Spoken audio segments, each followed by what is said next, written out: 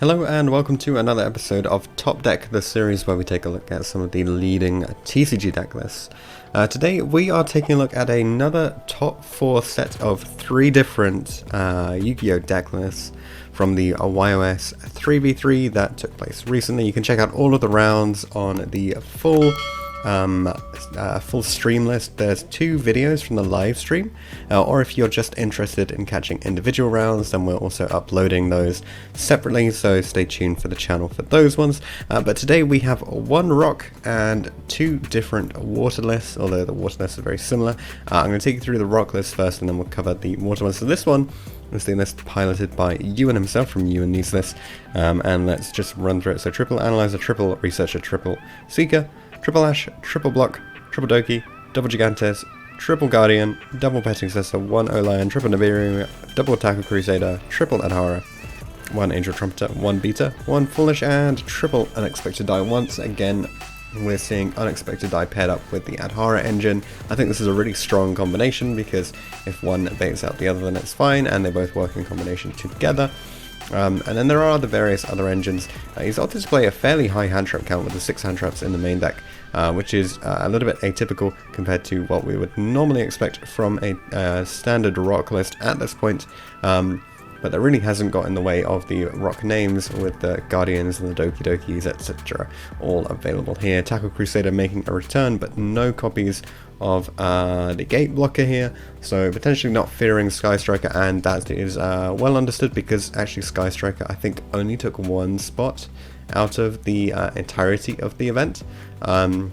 So 1 in 54 there, so Tackle Crusader a much more potent option with slightly more application as well. Onto the extra deck then, so 1 Dragite, Raptite, Savage, Herald, Marcher, Dweller, Granite, Access Code, Appaloosa, Fibrax, IP, Cerberus, Unicorn, Linkross, and Union Carrier. I think the only difference between this extra deck and the one played by the Luxury team was the inclusion of IP and the non-inclusion of the Link Spider, which opens you up to slightly more susceptibility to being interrupted, but it does mean that your end play can potentially have slightly more disrupt optionality to it.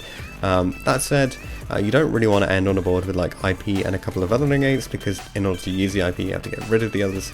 However, it's really not problematic when you have things like Unicorn as a potential extra disrupt. So I think overall I really like the inclusion of IP. I just wish it didn't come at the cost of losing that extra combo option there. The access code talker included once again. I think every one of our top 4 teams, if I'm remembering correctly, included an adamantipator list that included access code talker in the extra deck. It seems like the go-to way to punish your opponent after they break your board and put themselves on very low resources, and it's so easy to just rip apart anything that they have left with your access code talker. For the side deck, double Ghost Ogre. This one has been picking up a lot of popularity recently. Removing things like a Fibrax can actually be really powerful against certain decks, so I really quite like it in the extra deck, in the side deck, sorry. Then triple Called By. This was a surprisingly popular option for our events. For the LCS events it hasn't been super popular because generally you could just play more extenders and you should be fine, but there are certain hand traps coming back into the format, things like Effect Veiler, where it definitely has potency, because if you get rid of 1 Effect Veiler with Call By, then you don't have to worry about any of the others that could be in your opponent's hand. It also has some good interaction against like Eldritch, and especially against Adamantipator when you can hit the block dragon, seems pretty strong as well. And every now and again there's a Nibiru in the graveyard that you can banish, so in a sense it does negate a Nibiru as well. Then we've also got triple Lightning Storm, triple Twisters, triple Imperm, and 1 red reboot, so plenty of stuff for the back row decks. I don't think they were super popular, although we did have 1 team of full Altergeist, which was called Fun and Interactive, featuring the legendary Ollie Newton and Lewis as well on that one, alongside Dilemma, as you may know him, or Ben. So they had a pretty awesome Altergeist team, so this definitely would have helped out for that particular matchup. But I don't think traps are a super popular choice at the moment, although it is, you know, these are still fairly useful against things like Eldritch, even the Eldritch Synchro variants, and in the future maybe against the Eldritch Numeron variants as well. But that's it for Ewan's own rock list. Let's move on to the water list.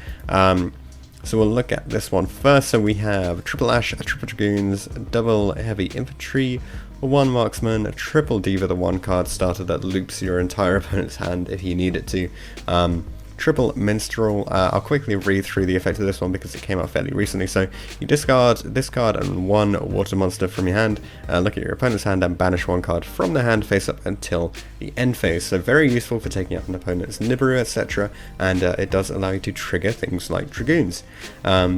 If this card is special summoned, you can send the top 3 cards of your deck to the graveyard, target one level 4 or lower water monster in your graveyard except Minstrel, place it on the top or bottom of the deck. I don't think that effect gets used a lot, and you can only use each effect of Minstrel once per turn, but the first effect is really the most important one. It's also a tuner and a sea serpent, so it's very searchable, level 3 water, so you can even normal summon it if you have to. 1 Despot 001, 1 Jet Synchron, double Lapis Dragon. Again, this is a really interesting one that we saw come out. So although it is level 5, it is a tuner, and if it's added from the deck to your hand, you can reveal it and special summon it, and because it's a Sea Serpent monster, it's super searchable. And then if it's added from your graveyard to your hand by a card effect, you can reveal it and special summon it as well, but it gets banished that time if it leaves the field, and you can only use one effect per turn and only once that turn. So generally, it'll be the reveal from... it'll be added from deck and then reveal and then special summon from hand, but it gives you another tuner, so there are lots of ways to go into your Fibrax post your initial push, so even if you do get interrupted you should be fine. Then double O-Lion, because the deck is super reliant on going into your Auroradon combo, really that's kind of what the whole point is. Then 2 Abyss, 1 Mulan Glacier for the hand loops, triple Neptibus, which is one of your key starter cards or key combo pieces, I guess, triple Nibiru, and then triple Imperm is the other hand trap here. 1 Quick Draw Synchron with the tuning engine. This one's quite interesting because the tuning gets you either your starter card from your Jet Synchron or your extender from your Quick Draw Synchron, and it just fills up some additional slots so that you have an extender there. And then triple Call by the Grave. So this, I think I mentioned just a minute ago how prevalent this was amongst our YOS lists. People were really starting to fear hand traps again, even though previously they disappeared almost entirely from the American events. They seemed to creep back into certainly the European events, so Call By was a much more popular choice, and it's fair enough given how many people were playing things like Ash, Vela, even Ghost Mourner, and we see Ghost Mourner featured in this list as well alongside Reaper in the side deck, but let's not get too far into that. We'll finish off the extra in the main deck first. So 1 for 1 finishes off the main deck apart from the cards we've already mentioned.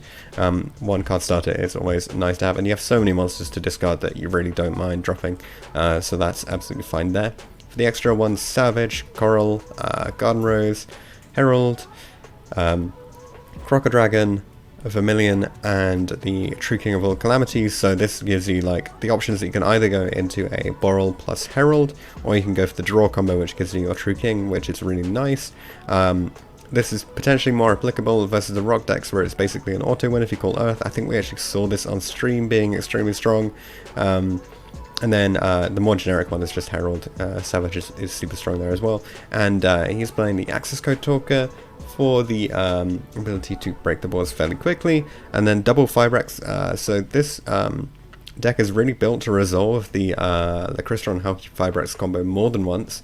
Whether that gets you through into an Access Code Talker, or it gets you into your VFD or your Herald Savage. You have the 2 available here with the 2 Auroradons if you need them, and then 1 Phoenix, 1 Unicorn, and 1 Linkaribo. Not opting to play any like Appaloosa or IP plays.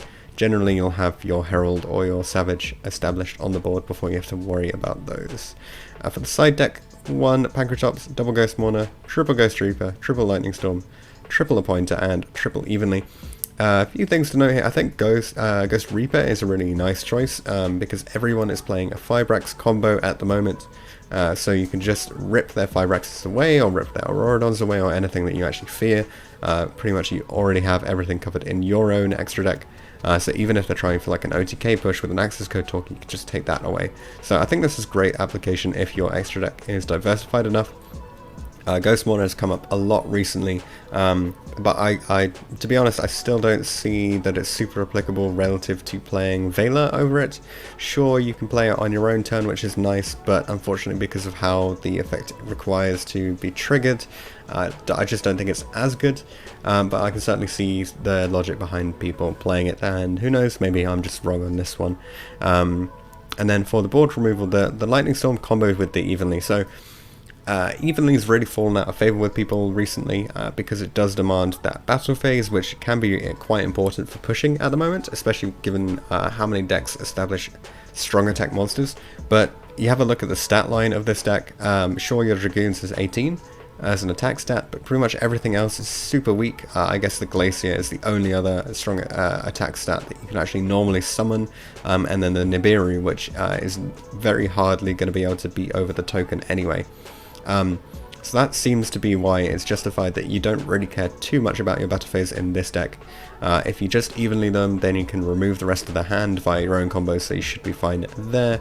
And then the Appointer, this one's pretty interesting because it lets you look at the hand, which helps you out a little bit more. Also, if you spot something with a Minstrel that you want to get rid of, that you weren't able to remove during your opponent's turn, you can back up with the Appointer as well.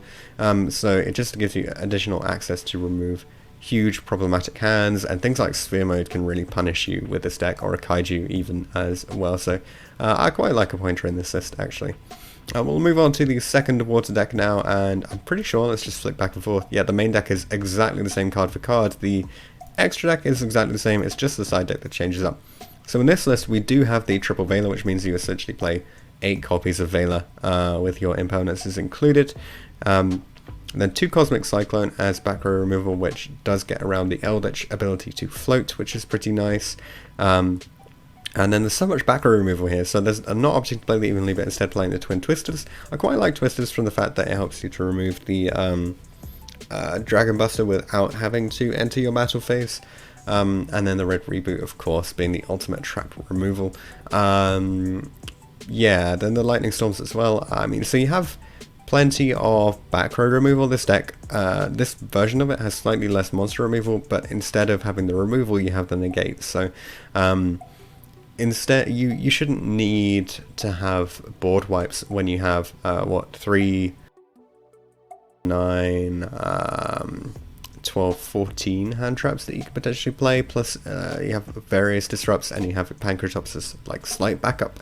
So it seems reasonable that you shouldn't have to hammer on the like Mystic Mines or the Dark Roll No Mores in a list like this.